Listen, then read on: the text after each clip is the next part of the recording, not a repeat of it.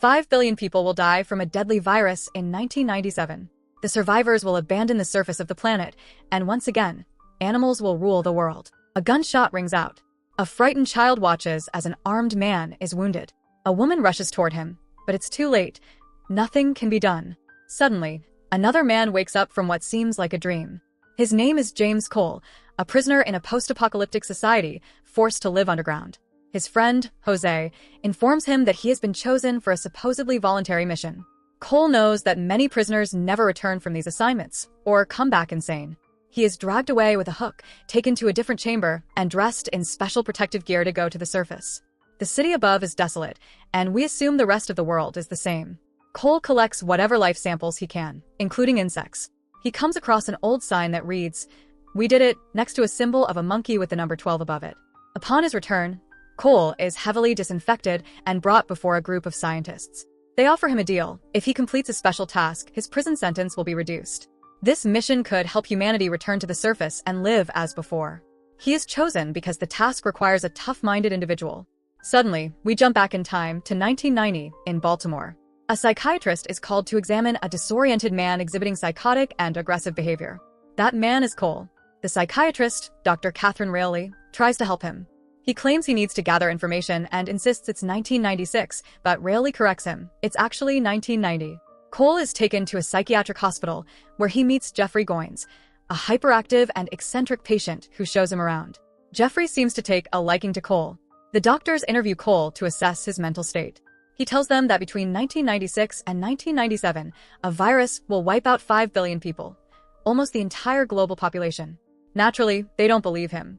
Cole demands to call the scientists from the future so they can assist him. The hospital allows him a call, but the number is incorrect.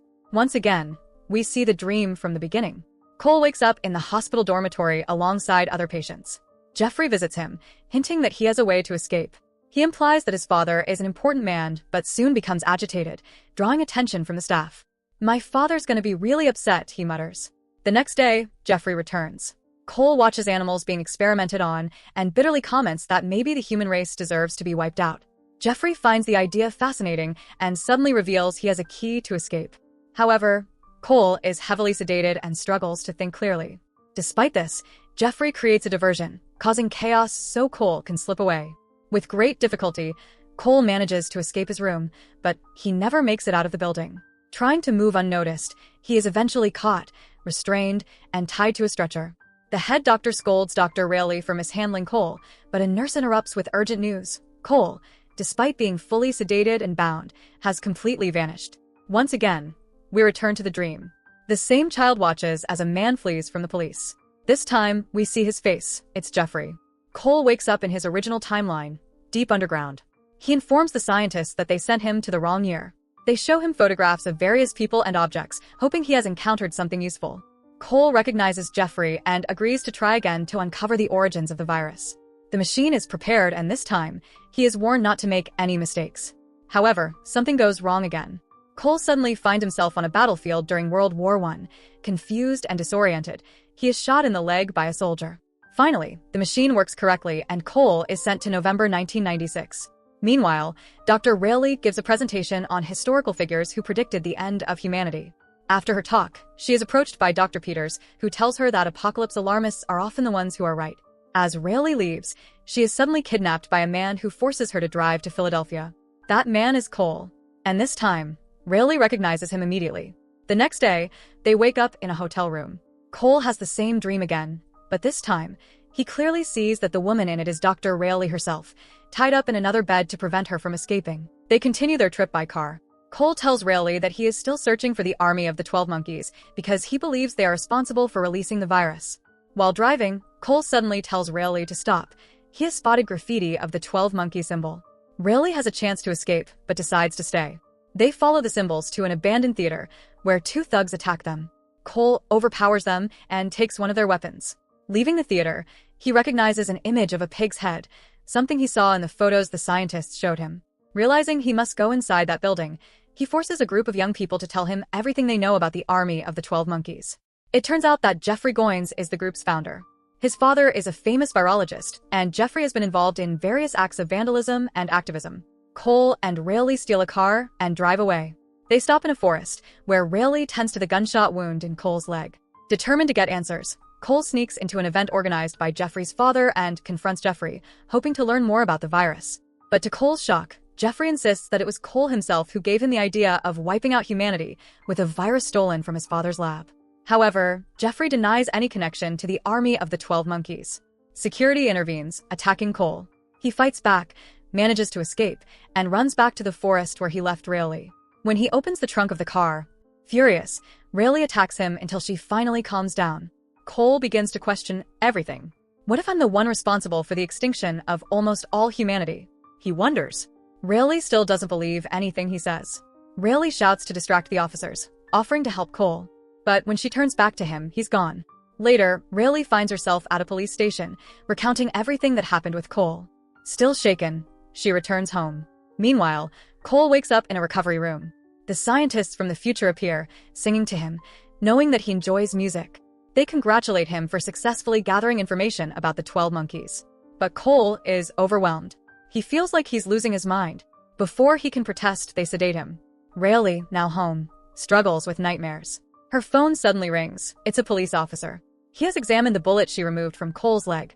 It turns out the bullet was fired before the 1920s. Rayleigh is stunned. She rushes to her files, searching for an old photograph. When she finds it, her suspicions are confirmed. Cole was actually in World War I.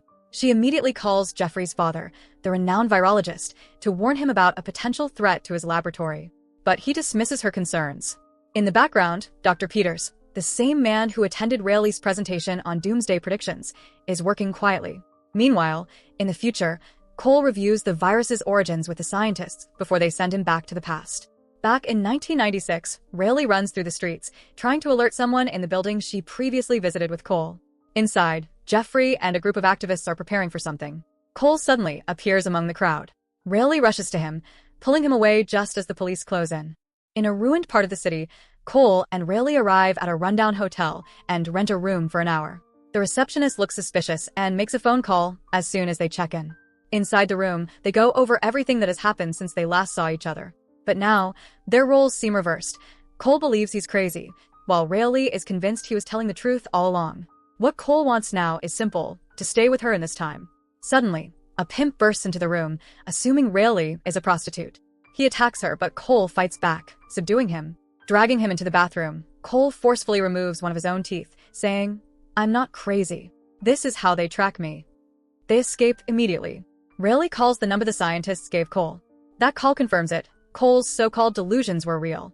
Determined to avoid being recognized, they head to a store, buying new clothes and accessories to disguise themselves.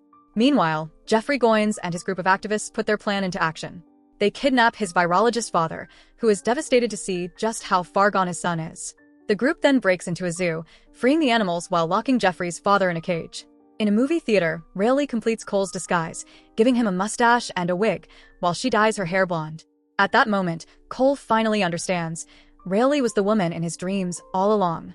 They decide to escape to Florida before the apocalypse.